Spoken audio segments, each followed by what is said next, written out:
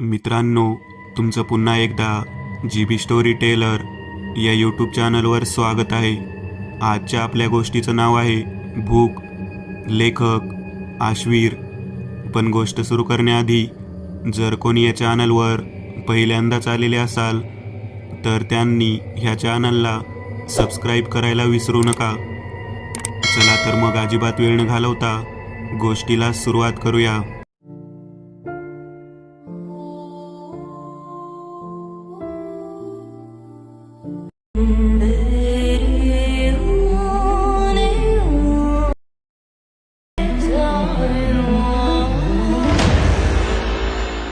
रात्रीचे साधारण 11:30 वाजले होते. जोरात लघवीची कळ आल्याने दिनेश नाईलाजाने उठला. दारूचा अंमल अजूनही त्याच्यावर होता. डोळे किलकिले करत अंधाराचा अंदाज घेत तो टॉयलेटच्या दिशेने चाच पडत जाऊ लागला. दिवे सुरू करण्याची तसदीही त्याला घ्यावीशी वाटली नाही. टॉयलेटच्या दाराचा नॉब तो फिरवणार तोच आतून एका बाईच्या प्रणय क्रीडेत रत असल्यासारखे आ आ चे हुंकार ऐकू आले. त्याने सावधपणे दाराला कान लावले. आत सेक्स व्हिडिओ सुरू असल्यागत आवाज येत होते.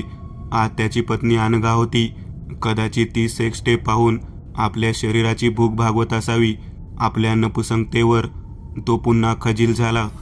टॉयलेटच्या बाजूलाच असलेल्या बाथरूममध्ये जाऊन त्याने लघुशंका उरकली आणि घाईत तो पुन्हा लिव्हिंग रूमच्या सोफ्यापाशी जायला निघाला. बाथरूमच्या दरवाजाबाहेर ठेवलेल्या डस्टबिनला पाय लागून तो स्टीलचा बिन गलंडला. त्याच आवाजाने इतका वेळ सेक्स टेप पाहत मास्टरबेट करण्यात रत असलेली अनघा भानावर आली. लगबगीने तिने तो व्हिडिओ बंद केला. खाली पडलेला डस्टबिन तसाच ठेवून दिनेश सोफ्यावर येऊन बसला. माचीस पेटवून त्याने गोल्ड फ्लॅग शिलगावली आणि सिगारेटच्या प्रत्येक झुरक्यानिशी तो भूतकाळात शिरू लागला. वर्षभरापूर्वीच त्याने घरच्यांच्या विरोधाला झुगारून अनघाशी लग्न केले होते. दोघेही मल्टीनॅशनल कंपनीत चांगल्या पगाराच्या नोकरीवर कामाला होते. अनघाच्याही घरून लग्नाला संमती नव्हती. त्यामुळे शुभकार्याला फक्त जवळचे मित्र आणि ऑफिसमधले काही कलिग सामील झाले होते. उपनगरातील एका बऱ्यापैकी इमारतीत भाड्याने फ्लॅट घेऊन दोघांनी संसार थाटला आणि उभयंताचा सुखी वैवाहिक प्रवास सुरू झाला.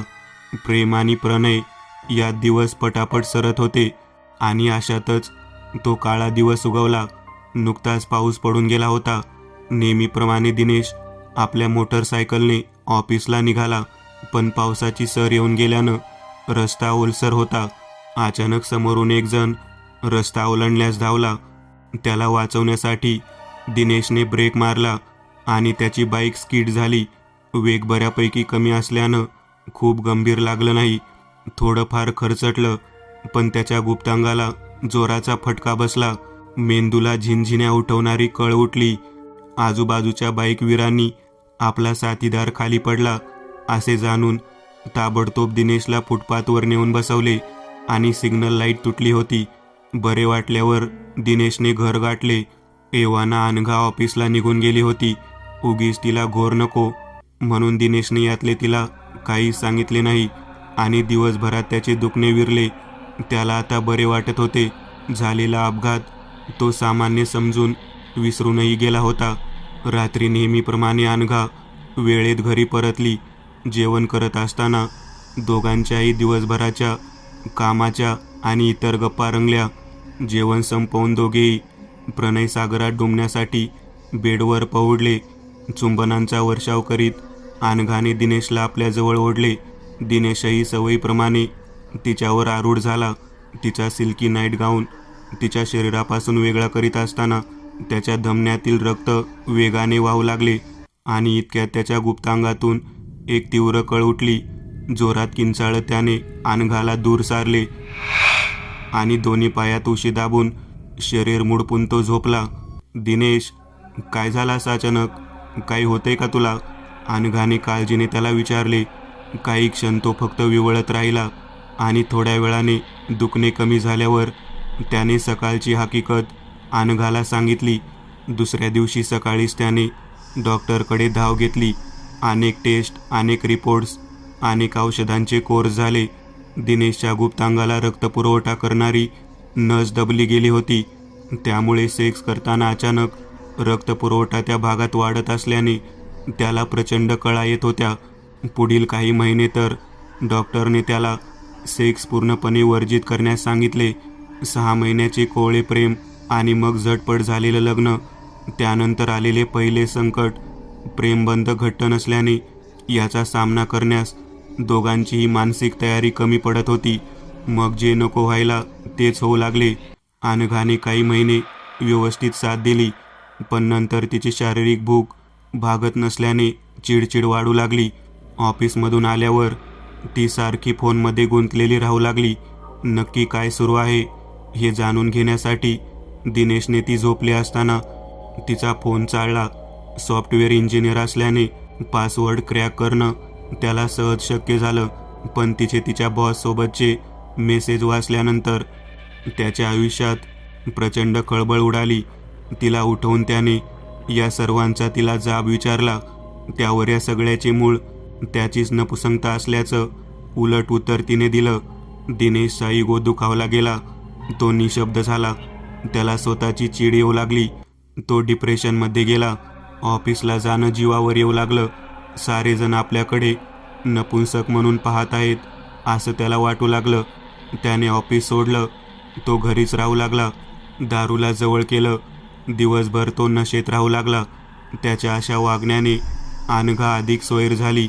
वारंवार ती त्याला डिवोर्सची मागणी करू लागली, पण दिनेशचे तिच्यावर जीवापाड प्रेम होते. तिच्यासाठी त्याने आपल्या घरच्यांना सोडून दिलं होतं. आपण या नपुसंगतेवर नक्की मात करू आणि पुन्हा सुरळीत होईल अशी त्याला अजूनही आशा होती. विचार करता करता त्याने आतापर्यंत 4-5 सिगारेटी संपविल्या होत्या. उद्या या विषयावर अनघाशी बोलायचे असा विचार करून अर्धवट उरलेली रॉयल स्टॅग त्याने ग्लासात भरली आणि एक नीट पॅग मारून तो सोफ्यावर झोपण्यासाठी पहुडला. व्हिडिओ बंद करून अनघा बेडरूममध्ये परतली. स्वतःला तिने बेडवर झोकून दिले. दिनेशमुळे तिच्या मास्टर बेडमध्ये अडथळा आला होता. सगळ्या मूडचा बट्याबोळ झाला होता. गेले अनेक महिने मास्टर बेड हाच तिच्या शरीराची भूक भागविण्याचा सहारा बनला होता, पण खऱ्या प्रणयातली मजा यात नक्कीच नव्हती. दिनेश असं झाल्यावर तिने अनेक महिने स्वतःवर संयम ठेवला होता, पण मैत्रिणीच्या मग गुड न्यूज कधी या प्रश्नावरती नेहमी खजील होत असे. स्ट्रेसचा परिणाम तिच्या दिसण्यावर आणि कामावर होऊ लागला. अनिकेतने तो हेरला आणि मग एके दिवशी तिने आपलं मन त्याच्यासमोर मोकळं केलं. अनिकेतच्या रूपात तिला नवा मित्र मिळाला. त्याच्याशी बोलल्यानं तिला हलकं वाटू लागलं. ऑफिसमध्ये बोलता येत नसल्याने ती त्याच्याशी घरी मेसेजिंग ॲपवर तासनतास बोलू लागली. पिळदार शरीराचा मॅच्युअर अनिकेत वयाने बऱ्यापैकी मोठा असला तरी तिला भावू लागला. त्यांच्या गप्पांनी मैत्रीच्या पुढचा पल्ला गाठला. एकदा असाच अनिकेतने तिला सेक्स व्हिडिओ फॉरवर्ड केला. मुद्दाम राग दाखवून पुढचे 2 दिवस ती त्याच्याशी बोलली नाही, पण त्याने तिला मनवलं आणि मग उघड त्यांच्या प्रणय वार्ता रंगू लागल्या. पण या गप्पा पुढे जायचं नाही असं अनघाने ठरवलं होतं.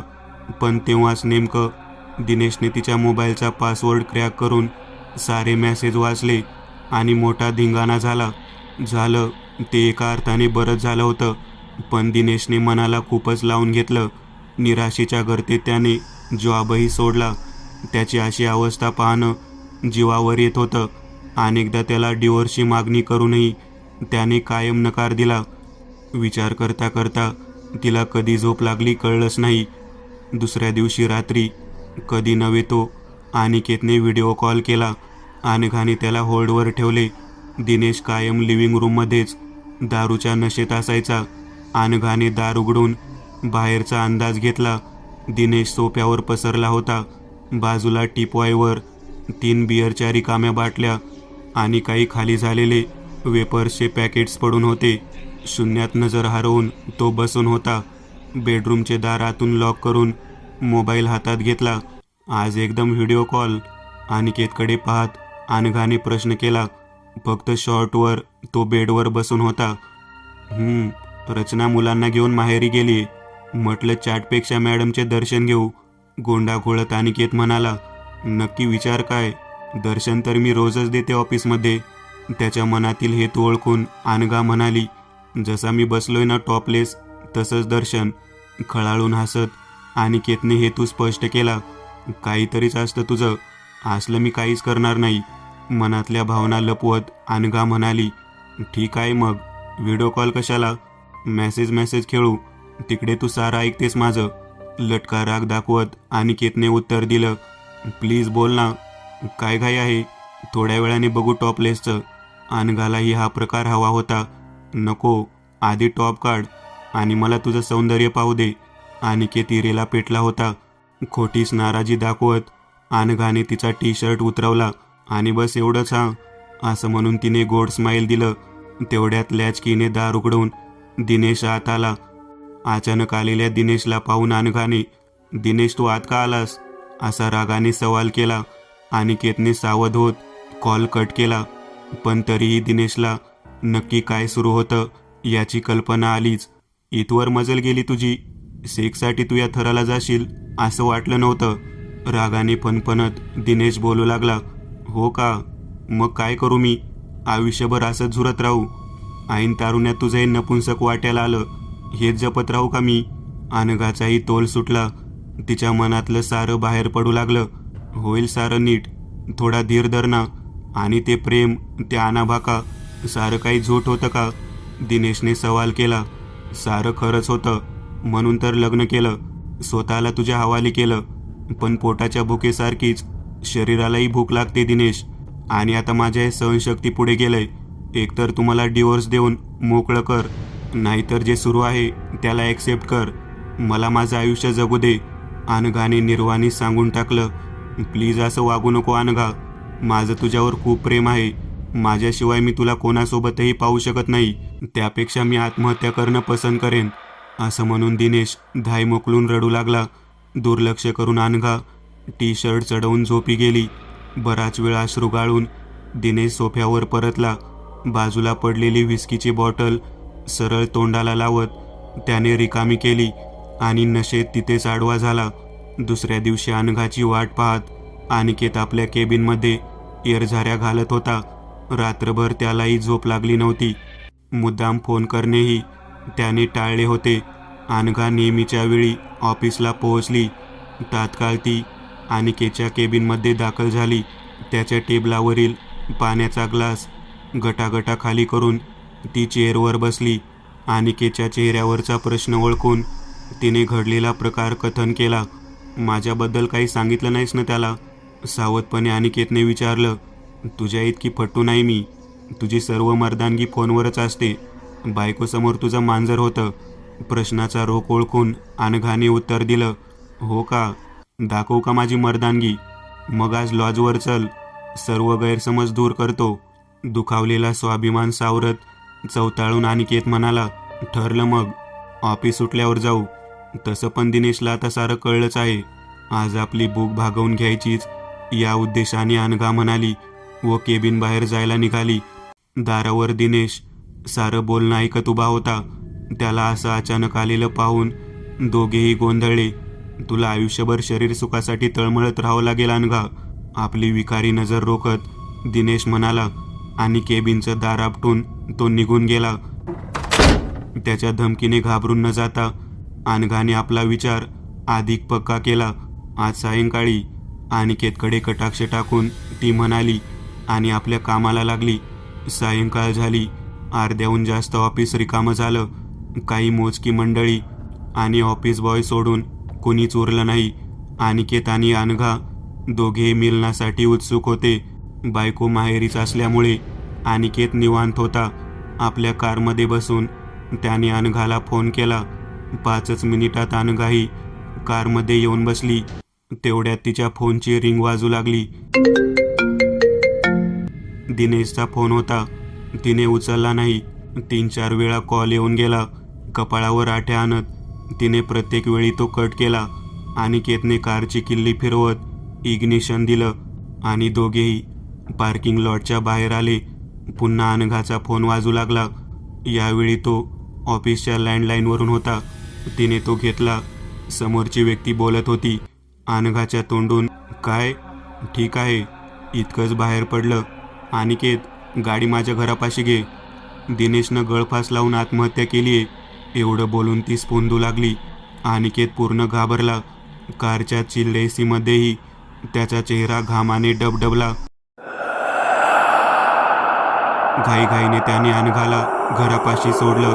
अनिकेत, आणखी फक्त 13 दिवस असं म्हणून अनघा खाली उतरली. फ्लॅटवर दिनेशचे पालक, नातेवाईक, मित्रमंडळी आधी जमा झाली होती. नुसती रडारड सुरू होती.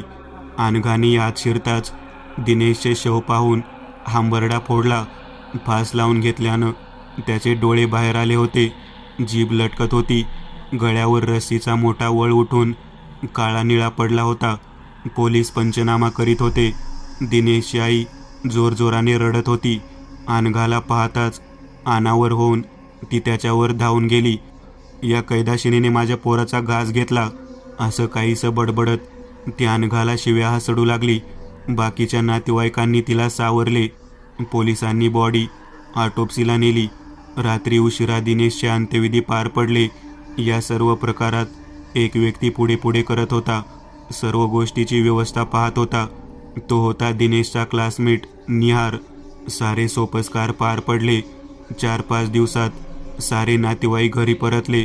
अनघाच्या आणि दिनेशच्या ओळखीचे अनेक मित्रमंडळी, कलिक सांत्वन करून गेले. शेवटी घरी निहार उरला. तो ठाण मांडून बसला होता. योग्य संधी साधून त्याने प्रश्नाला हात घातला. वहिनी, का केलं ते सर्व? अशा का वागलात की दिनेशला या निर्णयापर्यंत पोहोचावं लागलं? अचानक आलेल्या प्रश्नाने अनघा किंचित गोंधळली. ती शांत होती. मरणाआधी दिनेशने मला कॉल केला होता.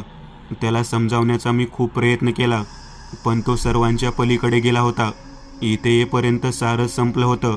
त्याच्याच मोबाईलवरून तुमचा नंबर शोधून मी तुम्हाला कॉल केला, पण तुम्ही घेतला नाहीत. शेवटी मग ऑफिसच्या नंबरवर मी कळवलं. दिनेश इतका टोकाचा निर्णय घेईल असं वाटलं नव्हतं मला. असं बोलून अनघा रडू लागली. माझं चुकलं. शरीर सुखासाठी मी वाहवत गेले. अशी वेड्यागत वागले. प्रत्येक वाक्यानंतर ती हुंदके देत होती. कित्येकदा दिनेशला मी डिवोर्ससाठी सुचवलं. या नात्यात काहीच उरलं नव्हतं. आज ना उद्या कधीतरी ते तुटणारच होतं. आपली बाजू मांडत अनघा म्हणाली. निहारलाही काही गोष्टी पटल्या. अनघाचे रडणे सुरूच होते. तिच्या सांत्वनासाठी निहारने तिच्या डोक्यावर आपला हात ठेवला आणि अनघाने हलकेच आपले डोके निहारच्या खांद्यावर टेकवले. आज दिनेशचं 13वं होतं. उद्या निहार परतणार होता. इतके दिवस सोबत राहिल्यानंतर पिळदार शरीराचा, गोरा गोमटा, घाऱ्या डोळ्याचा निहार अनघाला आवडू लागला होता. अनिकेत न चुकता चॅट करीत होता. उद्याची आठवण करून देत होता. पण त्याला अनघाकडून पहिल्यासारखा रिस्पॉन्स मिळत नव्हता. सारे नातेवाईक, मित्रमंडळी 13व्याच्या विधीसाठी जमले. जेवण उरकली. सर्व काही निहारनेच पार पाडलं. सायंकाळपर्यंत घर रिकामं झालं. रात्री जेवण उरकल्यावर निहारही आवरावर करू लागला. उद्याच निघणार आहेस का? अनघाच्या प्रश्नावर काम थांबवत निहारने मागे वळून पाहिलं.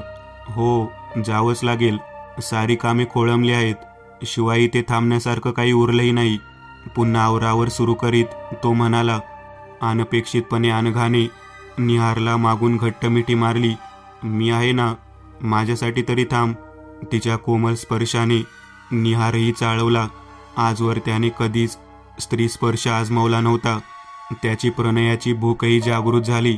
मागे फिरत त्याने अनघाच्या ओठावर ओठ टेकवत दीर्घ चुंबन घेतलं. अनघाची मात्रा लागू पडली होती. दिवसभराच्या दगदगीने शरीर आंबले. मी पटकन वास घेऊन येते. तू बेडरूममध्ये थांब. लाडी खासे दाखवून अनघा म्हणाली.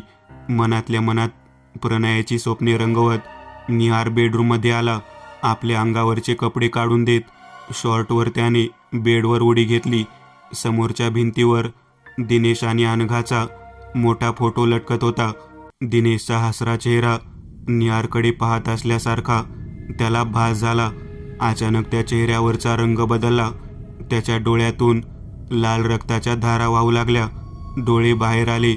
जीभ बाहेर येऊन लोंबकाळू लागली. हे खरं आहे की भास निहारला कळत नव्हते.